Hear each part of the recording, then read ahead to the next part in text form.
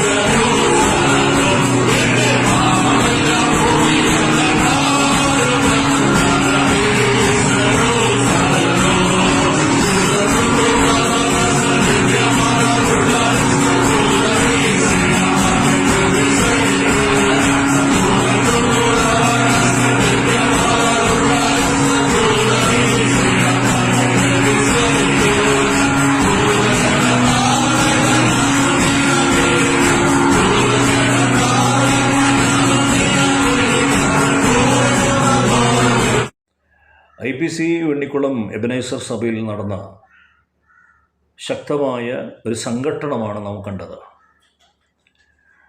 സഭ എന്നുള്ളത് ആരാധനയ്ക്ക് വേണ്ടി ദൈവം ഒരുക്കിയിരിക്കുന്ന ഒരു പുണ്യമായ സ്ഥലമാണ്.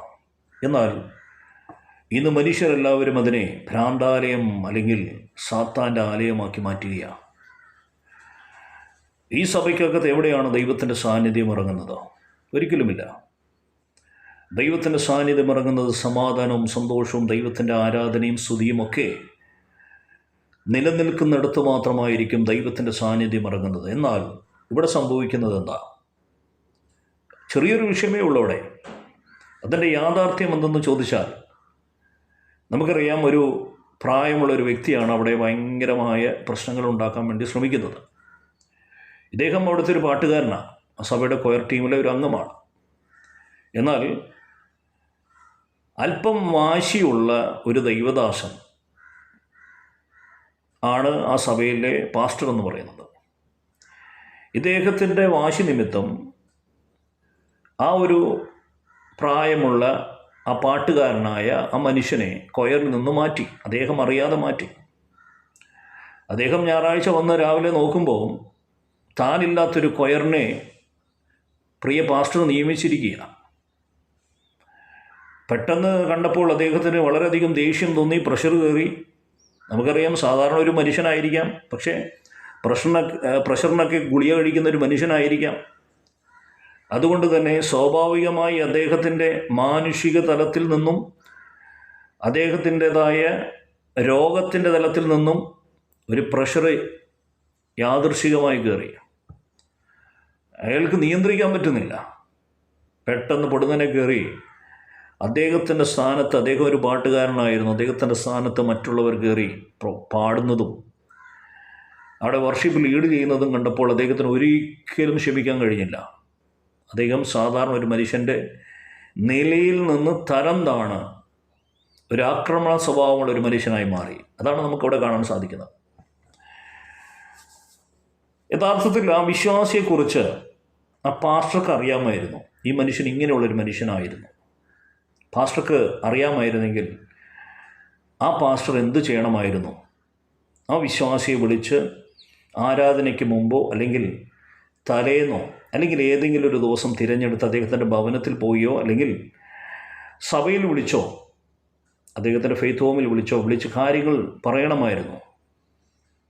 ഞങ്ങളൊരു പുതിയൊരു കൊയർ ടീമിനെ നിയമിച്ചിരിക്കുന്നു, ഈ കൊയർ ടീമായിരിക്കും ഇനിയും നയിക്കുന്നത്, അച്ഛൻ കുറച്ച് കാലത്തേക്കൊന്ന് മാറി നിൽക്കണമെന്ന് അദ്ദേഹത്തോട് പറയണമായിരുന്നു.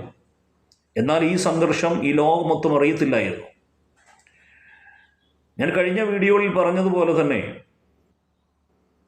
ഒരു പരിജ്ഞാനമില്ലായ്മ അവിടെ നടന്നു. അതോടുള്ള ബന്ധത്തിലാണ് ഈ ഒരു കാര്യം ഈ ലോകം മുഴുവനും ഇപ്പോൾ അറിഞ്ഞത്. ചില കാര്യങ്ങൾ രഹസ്യമായി നമ്മൾ സംസാരിച്ച് തീർക്കേണ്ട വിഷയത്തെ വാശിയുടെ പുറത്ത് അങ്ങോട്ടും ഇങ്ങോട്ടും സംസാരിക്കാതെ വാശിയുടെ പുറത്ത് നടത്തും, ഞാൻ അവനില്ലാതെ നടത്തുമെന്നൊരു ചിന്താഗതി ആ പാസ്റ്റർക്ക് വന്നതുകൊണ്ടും ഇനിയും പാസ്റ്റർ ഞാനില്ലാതെ നടത്തി കാണിക്കട്ടെ എന്ന് അച്ചായനും തോന്നിയത് കൊണ്ടുമാണ് അവിടെ ഇത്ര വലിയൊരു സംഘർഷമുണ്ടായത്. ഇപ്പോൾ എന്താണ് സംഭവിച്ചത്? സഭയ്ക്കകത്ത് ഉള്ള മനുഷ്യരെല്ലാവരും സാധുക്കളായ ചില നിഷ്കളങ്കരായ ചില മനുഷ്യരുണ്ടായിരിക്കാം, വിശ്വാസികളുണ്ടായിരിക്കാം.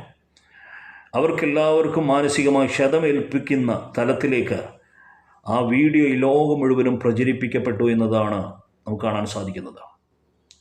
ഇപ്പോൾ ലോകം മുഴുവനും ആ സഭയെക്കുറിച്ച് അറിയുന്നത് അടിപിടി നടക്കുന്ന സഭയെന്നാണ്. പക്ഷേ യാഥാർത്ഥ്യം എന്തെന്ന് ഇപ്പോൾ നിങ്ങളോട് ഞാൻ പറഞ്ഞത് നിങ്ങൾക്ക് മനസ്സിലായി കാണുമെന്ന് ഞാൻ വിശ്വസിക്കുന്നു.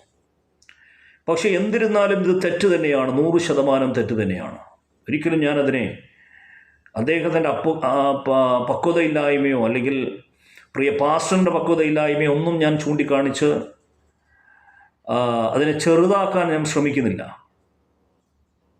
പകരം ഇത് 100% തെറ്റ് തന്നെയാണ്. ചില കാര്യങ്ങൾ പ്രവർത്തിക്കുന്ന മുമ്പ് തന്നെ നമ്മൾ ആലോചിച്ചും ചിന്തിച്ചും മറ്റുള്ളവരോട് ഷെയർ ചെയ്തും ഇത് ശരിയാണോ തെറ്റാണോ എന്ന് ഫൈനലൈസ് ചെയ്തുമായിരിക്കണം കാര്യങ്ങൾ എക്സിക്യൂട്ട് ചെയ്യേണ്ടത് അല്ലെങ്കിൽ നടപ്പാക്കേണ്ടത്. ഇത് ഓരോ സഭയ്ക്കുമുള്ളൊരു പാഠമാണ്. ഇനിയും എല്ലാ സഭകളും നിർബന്ധമായി ഒരു സഭയിൽ പുതുതായി എന്തെങ്കിലും ചെയ്യാൻ ആഗ്രഹിക്കുന്നുണ്ടെങ്കിൽ ആ സഭയുടെ ജനറൽ ബോഡി വിളിക്കുകയും അല്ലെങ്കിൽ കമ്മിറ്റി വിളിക്കുകയും ആളുകളെ അറിയിക്കുകയും എല്ലാവരുടെയും സമ്മതത്തോടു കൂടി മാത്രമായിരിക്കണം ഒരു കാര്യം, ഒരു മാറ്റം ഒരു സഭയിൽ കൊണ്ടുവരേണ്ടത്. അല്ലാതിരുന്നാൽ ഇങ്ങനത്തെ വലിയ പ്രയാസങ്ങളുണ്ടാകും. കാരണം ഇപ്പോൾ ലോകം മുഴുവനും അറിയുന്ന മീഡിയകൾ കയ്യിൽ കൊണ്ടു നടക്കുന്ന വ്യക്തികളാണ് നമ്മുടെ കൂടെ ഉള്ളത്. അതുകൊണ്ട് തന്നെ ഈ ഇൻ്റർനെറ്റ് ലോകത്തിൽ അല്പം തെറ്റുകൾ സംഭവിച്ചാൽ ഈ ലോകം മുഴുവനും നമ്മുടെ തെറ്റുകളെ കുറിച്ച് കൊണ്ടാടും അല്ലെങ്കിൽ ആഘോഷിക്കുമെന്നുള്ളത് നാം ഓർക്കണം. ഈ ശ്രദ്ധ എല്ലാ സഭകൾക്കും ഉണ്ടാകട്ടെ എന്ന് പറഞ്ഞുകൊണ്ട് ഞാൻ നിർത്തുകയാണ്.